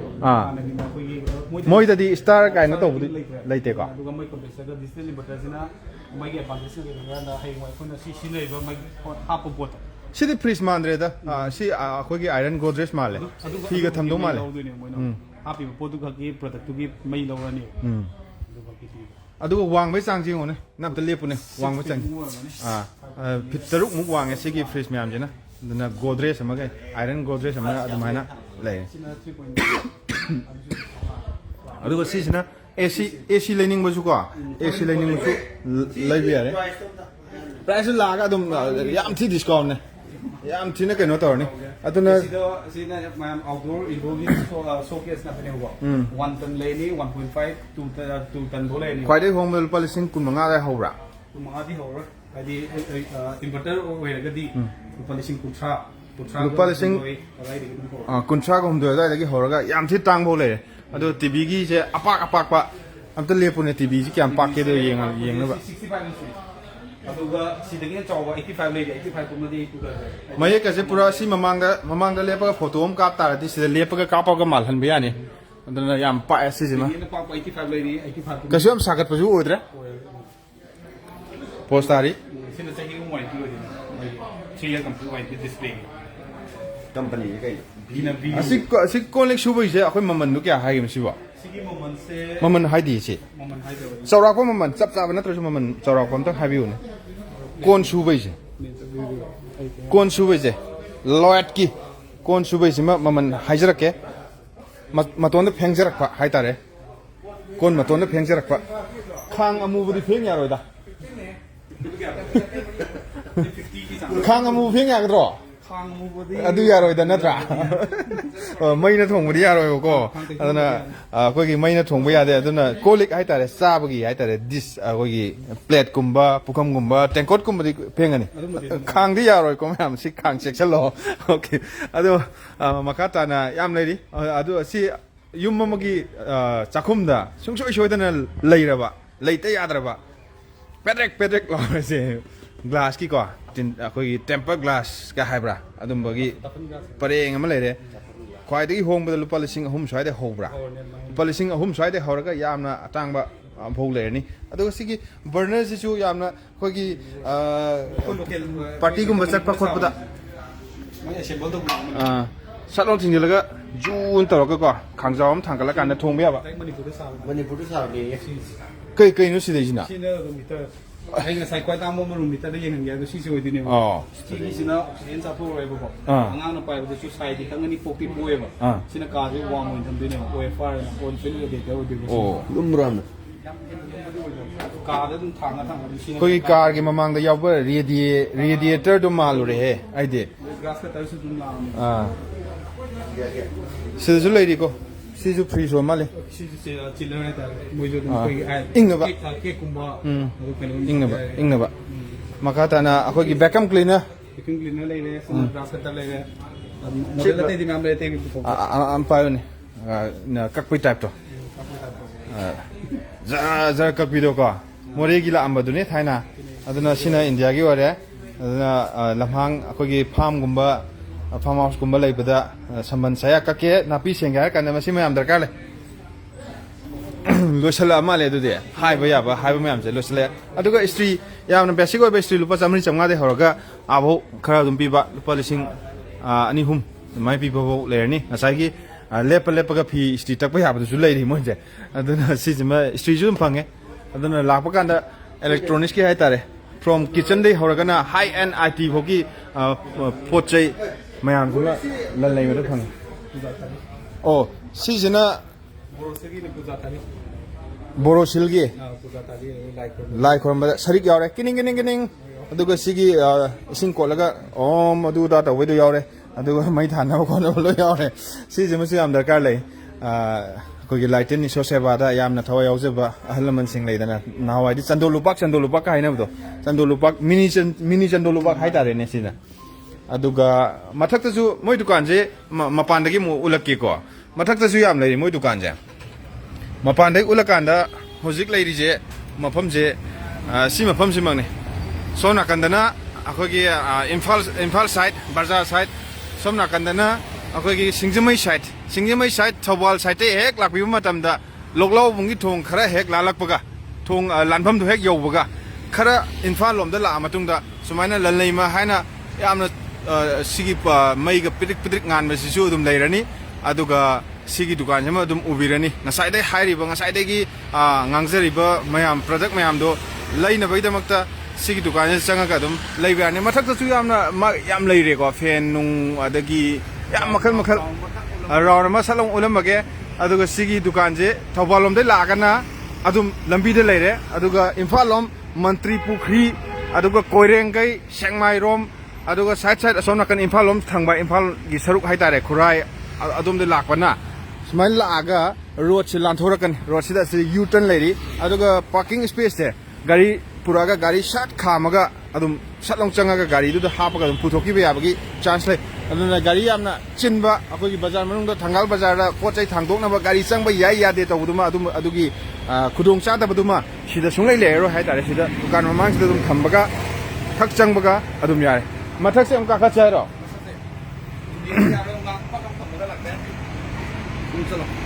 yabju yai da net tat khari ai natre ising san bado karam hanu khangde lei sisina mathak tani aduna karigumba internet tat khardi mayam na hojik sir live yeng biriba isil no mayam jana amka lakpiyo aduga live makha tana adum tawjarake next live amaga tawjarake tare makha gi dukan gi loigre mathak gi dukan gi aduga sida muka samsung gi phone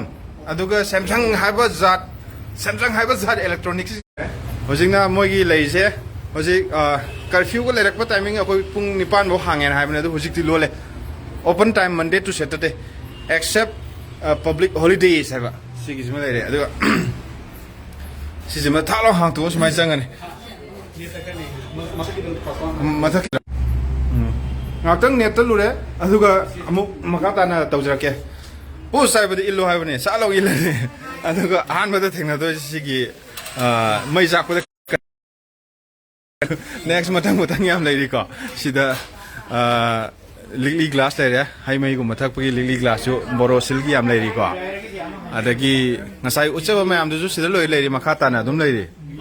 aduga khwai dagi ngasai gi akoina speaker thinbe abe speaker ma lei adu test tau jarake na haibu test ho da bu yam nungai te adu gi makta test tawraga loisan jage na tawbuni test tawraga loisan jage tawbuni ngasai speaker do test tawbai je mi khitang yaman gi ge ko aduga thilage mi yambagi timing da hoje sin ba hodora bane thaban gi music la ni oh sida Go.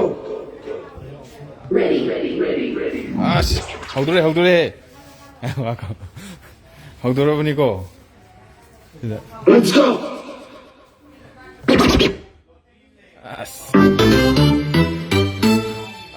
ba Go. sidi pra DJ ne wow posta abra me am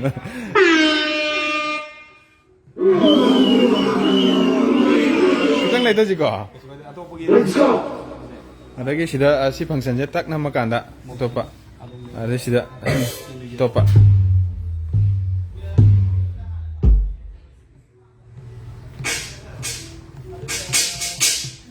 ngasai thin gen taw gudunin samai taw na thin masu yari haiba tare da adugi sigi samai taw na yam na function jam lai sigi je aduna sigi sijimu ulakanda la ngasi nga to adu yari lotion ngar Ready. sigi akhoi ngasi gi lanlai magi adu to nga ngasigi lanlai magi manung dagi lanlai magi dukan sida kari ahong asau lari kari fangi haibadu ma pulok ochara matung ngasigi lab se makata na sida lotion jake meyam gi matam yam mahan jaroi meyam na iPhone learning ba Samsung learning ba phone atop learning ba laptop learning ba fridge learning ba washing machine learning ba aduga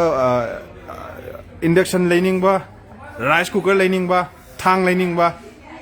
tengkot learning ba aduga